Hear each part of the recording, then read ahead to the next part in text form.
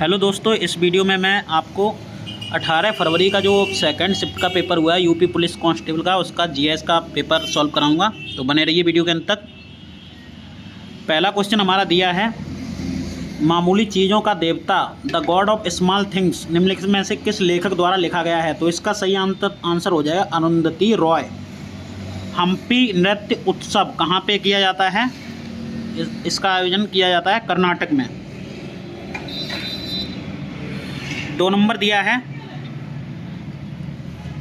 2 number है इसका, भारत के संविधान के अनुच्छेद 64 और 89(1) के तहत निम्नलिखित में से कौन राज्यसभा का पदेन सभापति होता है? तो उपराष्ट्रपति को पदेन सभापति कहते हैं राज्यसभा का।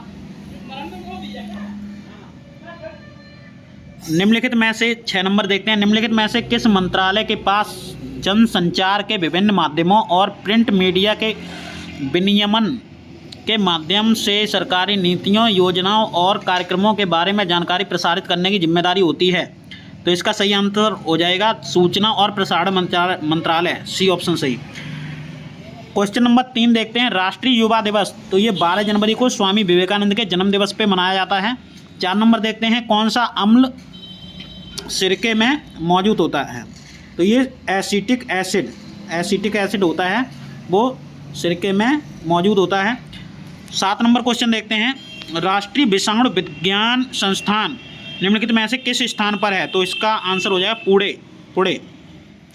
फिर है 8वां क्वेश्चन देखते हैं, भारत में बाल संरक्षण और कल्याण के लिए आपातकालीन टोल फ्री हेल्पलाइन नंबर क्या है? तो 1098, बी ऑप्शन सही हो जाएगा इसका।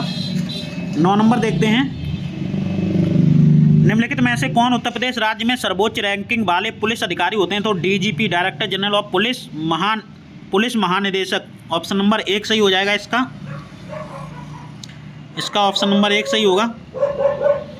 13 नंबर देखते हैं, व्यावसायिक उपयोग के लिए सब्जियां, फूल और फल उगाना निम्नलिखित में से किस नाम से जाना जाता है? तो इसका आंसर हो जाएगा हॉर्टिकल्चर। ये मैंने कल क्वेश्चन कराया था, चारों ऑप्शन यही थे, इनके बारे में सभी को बताया था, वही उसी में से आया हुआ है। 14 नंबर देखते हैं, अरब सागर की रानी किसे कहते हैं? तो कोच्चि को अरब सागर की रानी कहा जाता है। इसका सही आंसर हो जाएगा कोच्चि। अगला क्वेश्चन है 15 क्वेश्चन, वर्ष 2011 में भारत की जनगणना कार्य कितने चरणों में किया गया था? तो 2 चरणों में किया गया था ये। 10 नंबर क्वेश्चन देखते हैं, सरकार का वह खाता जो केवल चालू वित्तीय वर्ष से संबंधित है, इनमें शामिल हैं? ये मैं आपको कमेंट बॉक्स में इसका आंसर पिन करूंगा। नेक्स्ट 11 क्वेश्चन है, मथुरा के पास मठ के एक मंदिर में किन शासकों की विशाल मूर्तियां प्रतिष्ठापित की पाई गई हैं? तो इसका सही आंसर होगा कुषाण। 16 नंबर क्वेश्चन देखते हैं, मोगाओ गुफाएं, जिन्हें हजारों बौद्धों की गुफाएं भी कहा जाता है, निम्नलिखित में से किस देश में स्थित हैं? तो इसका सही आंसर चीन है। 12 नंबर क्वेश्चन देखते हैं, किस वायसराय ने ब्रिटिश शासन के दौरान बंगाल का विभाजन किया था? तो 1905 में लॉर्ड कर्जन द्वारा किया गया था बंगाल विभाजन। अगला क्वेश्चन देखते हैं, उत्तर प्रदेश में कुंभ मेले का उत्सव किन नदियों के संगम पर मनाया जाता है? तो इसका पहला आंसर हो जाएगा गंगा, यमुना और पौराणिक सरस्वती नदियों के। एनआईए का पूर्ण रूप पूछा गया है, तो इसका पूर्ण रूप होता है नेशनल इन्वेस्टिगेशन एजेंसी।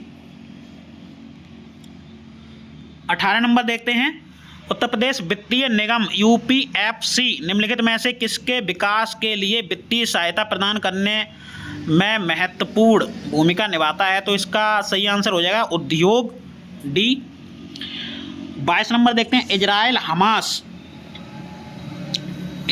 हमास क्षेत्र से भारतीय नागरिकों को निकालने के लिए भारत द्वारा शुरू किए गए ऑपरेशन का क्या नाम है? तो ऑपरेशन अजय सही आंसर हो जाएगा। उत्तर प्रदेश का दुधवा राष्ट्रीय उद्यान निम्नलिखित में से किस जिले में स्थित है? तो लखीमपुर खीरी सही हो जाएगा इसका आंसर।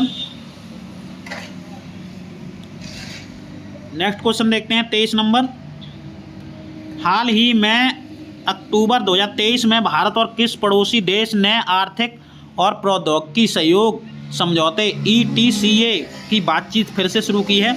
तो भारत और श्रीलंका द्वारा किया गया है। 2006 में संयुक्त राष्ट्र मानवाधिकार आयोग का नामकरण बदल दिया गया और इसका नाम बदलकर निम्नलिखित में से क्या कर दिया गया है? तो इसका नाम किया गया है, नंबर 1 हो जाएगा ह्यूमन राइट्स काउंसिल, मानवाधिकार परिषद। नेक्स्ट क्वेश्चन देखते हैं 24 नंबर। ये क्वेश्चन कल भी आया था पहली शिफ्ट में, तो अगर आपने वो वाला वीडियो देखा होगा तो आप ये कर ले जाएंगे। हाल ही में प्रधानमंत्री ने किन 2 स्थानों के बीच, मतलब यहाँ पे एक आ जाएगा स्थान कोच्चि लक्षद्वीप द्वीप समूह सबमरीन ऑप्टिकल फाइबर कनेक्शन परियोजना की शुरुआत करके लक्षद्वीप में धीमी इंटरनेट गति की चुनौती को दूर करने का संकल्प लिया था, जिसकी घोषणा 2020 में लाल किले में स्वतंत्रता दिवस के भाषण के दौरान की गई थी। तो कल के क्वेश्चन में पूछा गया था किसके द्वारा इसका उद्घाटन किया गया था, तो वहाँ पे प्रधानमंत्री के द्वारा आंसर आया था। यहाँ पे किन 2 स्थानों के बीच पूछ लिया है। 27 क्वेश्चन देखते हैं। ब्रिक्स 2024 के लिए किस देश की अध्यक्षता 1 जनवरी 2024 से प्रारंभ की हो गई है? तो ये हो गई है रूस के लिए। नोटबंदी का क्वेश्चन आ रहा है। वर्ष 2016 में नोटबंदी के दौरान RBI भारतीय रिजर्व बैंक के गवर्नर कौन थे? तो इसका सही आंसर हो जाएगा डॉक्टर उर्जित पटेल। 25 नंबर देखते हैं। उत्तर प्रदेश के कौशाम्बी जिले के कौशाम्बी ब्लॉक ने नीति आयोग की ABP की पहली डेल्टा रैंकिंग में कौन सा स्थान हासिल किया है? तो ये द्वितीय आंसर, इसका सही आंसर होगा द्वितीय। नेक्स्ट क्वेश्चन देखते हैं। उत्तर प्रदेश में ऑनलाइन वित्तीय धोखाधड़ी की रिपोर्ट करने हेतु व्यक्तियों के लिए साइबर क्राइम हेल्पलाइन पर शिकायत करने के लिए की समय सीमा क्या है? तो इसका आंसर भी मैं पिन करूंगा कमेंट बॉक्स में। 26 नंबर देखते हैं। हाल ही में प्रधानमंत्री नरेंद्र मोदी ने अयोध्या में नवनिर्मित हवाई अड्डे का उद्घाटन किया। इस नवनिर्मित हवाई अड्डे का नाम बताइए। तो इसका नया नाम रखा गया है महर्षि वाल्मीकि अंतर्राष्ट्रीय हवाई अड्डा। नेक्स्ट क्वेश्चन देखते हैं। केंद्रीय और राज्य करों के जटिल जाल की जगह GST कानून किस वर्ष लागू किया गया? तो ये 1 जुलाई 2017 से लागू है GST हमारे देश में। 31 नंबर देखते हैं क्वेश्चन।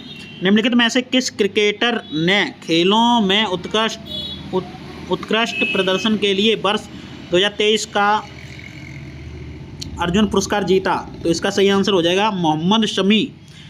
मोबाइल एप्लीकेशन 35 नंबर देखते हैं। मोबाइल एप्लीकेशन एम पासपोर्ट सेवा भारत के निम्नलिखित में से किस मंत्रालय द्वारा लॉन्च किया गया? तो इसका सही आंसर हो जाएगा विदेश मंत्रालय। 32 नंबर देखते हैं। क्यात निम्नलिखित में से किस देश की आधिकारिक मुद्रा है? तो जो क्यात है वो म्यांमार की आधिकारिक मुद्रा है क्यात। तो इसका सही आंसर हो जाएगा म्यांमार। चंद्रयान 3 के रोवर का नाम क्या है? तो इसके रोवर का नाम है प्रज्ञान। राष्ट्रीय बालिका दिवस कब मनाया जाता है? राष्ट्रीय बालिका दिवस 24 जनवरी को मनाया जाता है और 24 जनवरी को ही उत्तर प्रदेश दिवस भी मनाया जाता है। प्रधानमंत्री ने उत्तर प्रदेश में निम्नलिखित में से किस स्थान पर स्वरवेद महामंदिर का उद्घाटन किया है? तो ये वाराणसी इसका आंसर हो जाएगा। 34 नंबर देखते हैं। हिंदी भाषा की सबसे लोकप्रिय रचनाओं में से एक मधुशाला के लेखक पूछा गया है। तो मधुशाला के लेखक हैं हरिवंश राय बच्चन। 38 नंबर और लास्ट क्वेश्चन देखते हैं इसका। निम्नलिखित में से कौन सा भारत का सर्वोच्च सैन्य पुरस्कार है? तो सबसे बड़ा जो युद्ध के समय पुरस्कार दिया जाता है वो है परमवीर चक्र। इसका डी ऑप्शन हो जाएगा। वीडियो को अंत तक देखने के लिए धन्यवाद।